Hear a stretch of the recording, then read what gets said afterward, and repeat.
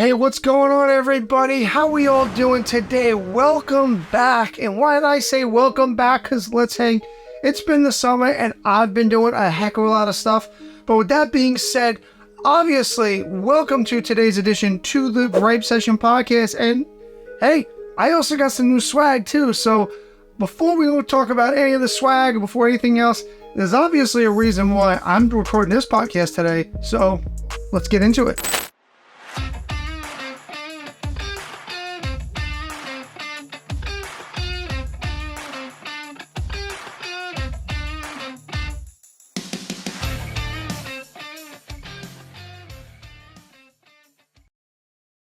Hey, what's up, everybody? Thanks for checking in today, whether it be on Apple Podcasts, whether it be on a YouTube channel, whether it be on TikTok or Instagram or wherever the heck you're watching. I definitely appreciate the support of the podcast. I know I got some recent phone calls with people that say, hey, Monica, hey, I don't know if you noticed, but there's some people biting off of your shtick, if you will, you know, with the gripes and they're coming out with a lot of different things. But as the expression goes, hey, imitation is the highest form of flattery. So ain't nothing but love for everybody out there. So with that being said, let's get into today's edition of the Gripe Session. I just got back and I was watching some of my friends on social media, and one of my friends, Jared James, a lot of you all in the real estate industry know Jared. He's a trainer out there, and Jared came out with something recently on one of his TikToks that was actually something that I said a long time ago. So one of the things that Jared said was, in case you happen to miss it, well, it was because of all of these lawsuits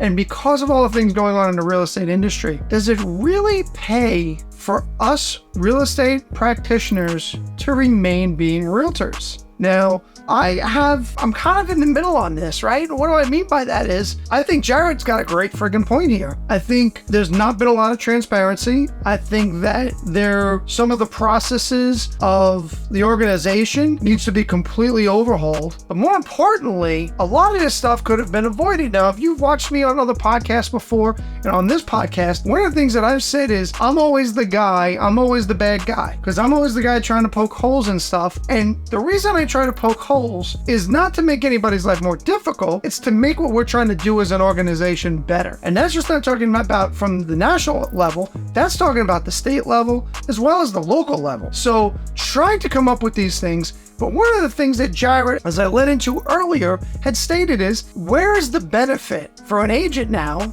to be a realtor? There are class action lawsuits actually now being filed by organizations to not have to be a member of the National Association. Because now the whole purpose of that was you had to be the MLSs now. Well, now it's opening up Pandora's box. And some of us, said this a very long time ago. 10 years to be exact. And with that being said, the question remains is there a main reason for your regular realtor or real estate professional to remain a realtor? Now, I do think that a lot of people are coming out with a lot of clickbait nowadays, and at the end of the day, that's not going to help the situation. What's going to help the situation is leaders have to really be leaders. And that sounds a little messed up. It's like, well, George, leaders are leaders. They're the ones that are put there by some archaic, in some cases, barbaric way of choosing who's a real leader and who is not.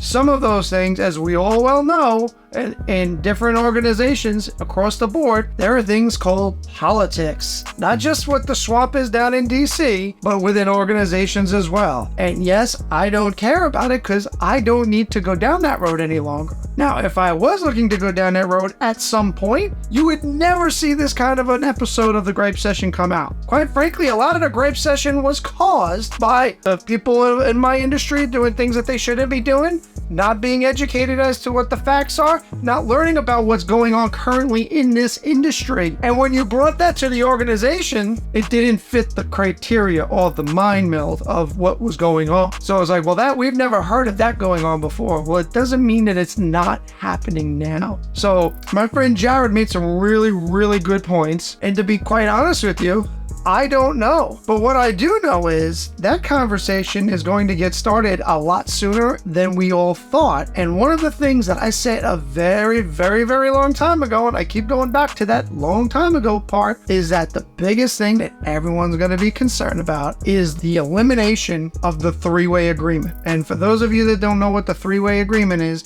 there is an agreement between the National Association, the State Association, and the local association, which basically says you join one and you join all. Well, in my scenario, I can tell you I get more from certain organizations than I do from other organizations. And that's just a fact, okay? And I could use my own scenario as a perfect example. It's been more difficult to do business in my state than it ever has, period. So what are some of those services that I'm not using that I can use previously? And again, I go back to 10 years from now. If that, and I said this in a meeting, and there's a bunch of people that were there, and a bunch of people have still reached out to me and said, you said this all of those years ago. And my response to it was, and I got hell for it. Because I did. Let's just be honest about it, right? I got hell for it. Because I was the guy saying what nobody else wanted to hear. And nobody else thought was ever going to happen. But ladies and gentlemen, what happens is people evolve. Things evolve. Ideas evolve. And you cannot run an organization today the way we ran it 20 years ago. The way we ran it when my dad was president back in the day. Can't be done. And you've heard me say this before. The people that do not agree with the direction of an organization is taking, that's a dues-paying member, need to be part of the discussion to try to figure out, is there a way of doing what you want to do better by listening to their ideas and trying to pull them into that idea. We hear nowadays about, our political process and who is going to be the great unifier based on your political party and and bring everybody together. Ladies and gentlemen, I submit to you, that's what we need. We need to bring the people together that don't agree on stuff to be part of the process. So the people that are making the decisions can hear the issues and figure out a way, can we circumvent that issue, or can we make that better of what we're trying to accomplish? Because right now, I got news for you, ladies and gentlemen, and I never thought I would hear myself say this, but I believe that realtors, or the term realtor, is going to be in jeopardy very, very soon if there is not substantial change. Perfect example, I wanted to make this video last week. I didn't have the time to do so, but another thing came out. Who's the new CEO of the National Associations? Nikia Wright. Great. Or is it? Did we just talk about transparency? No member knew what was going on, and it's more of the old filling in with the new. So how does that work? And listen, I'll be 100% honest with you. I have friends that are in the higher ups of NAR, but the one thing that they know about me is I'm not going to be bashful. I'm going to tell you the truth, whether people want to hear me or whether people don't want to hear me. Because my job, if I am put in a volunteer position like I have been in the past, my job is to make things better, not make friends. My job is to represent the people and the membership to make the organization strong. That's what everybody wants. Because I think a strong association makes it better for us and the real estate consumer as a whole, because we're fighting for their private property rights. And trust me, over the last number of years, I know a lot of stuff has gone down that a lot of members that were very, very intricately involved in processes have said, I'm done. Now, do you think that that's good for any organization? Because I don't. Choice is up to them. That's really what it boils down to. Well, ladies and gentlemen, I want to